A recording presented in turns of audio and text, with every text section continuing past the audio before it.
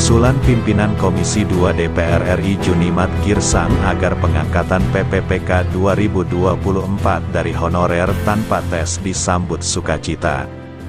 Menurut Ketum ASN PPPK 2022 Provinsi Riau Eko Wibowo, usulan tersebut sangat masuk akal.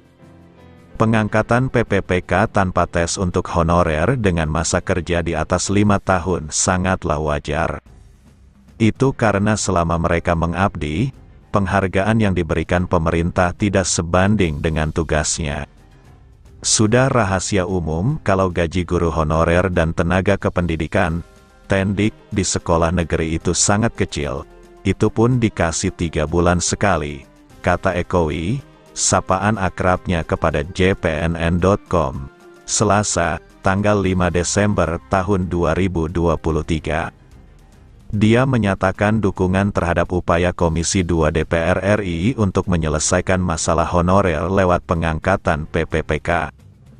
Pengangkatan tanpa tes ini akan menyelesaikan masalah honorer, sebab, kalau melalui tes prosesnya makin panjang sehingga tenggat waktu tanggal 31 Desember tahun 2024 tidak akan terpenuhi.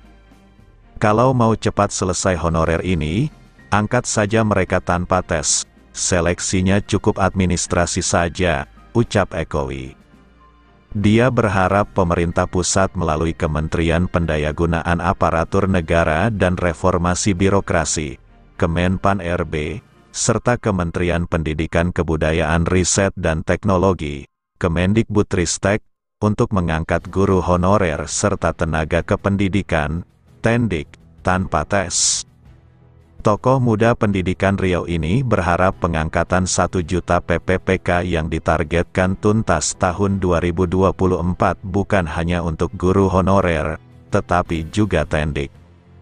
Honorer Tendik seperti operator, laboran, penjaga sekolah, klinik UKS sekolah, satpam sekolah, pustakawan harus diusulkan menjadi PPPK penuh waktu, sebab mereka ini sebagai jantung sekolah dan masa kerja mereka sudah hampir memasuki usia pensiun.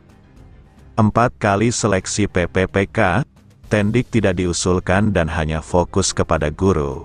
Kami meminta kepada Menpan RB, akomodasi Tendik sekolah untuk diangkat PPPK 2024, tegasnya. Selain itu, Ekowi juga meminta agar jenjang karir PPPK diperjelas dalam PP Turunan UU 20 Tahun 2023 tentang ASN. PPPK harus bisa menduduki jabatan struktural, jangan hanya fungsional. Jika betul-betul pemerintah dan DPR ingin ada pemerataan, maka jenjang karir PPPK disamakan dengan PNS. PPPK harus bisa naik golongan dan menduduki jabatan kepala sekolah, kepala bidang, kepala seksi atau staf di Dinas Pendidikan, bahkan kepala Dinas Pendidikan. Guru PPPK bukan hanya mengajar saja di sekolah, lihat juga kompetensinya dan diperhitungkan kecakapannya yang tidak kalah dengan PNS, pungkas Eko Wibowo.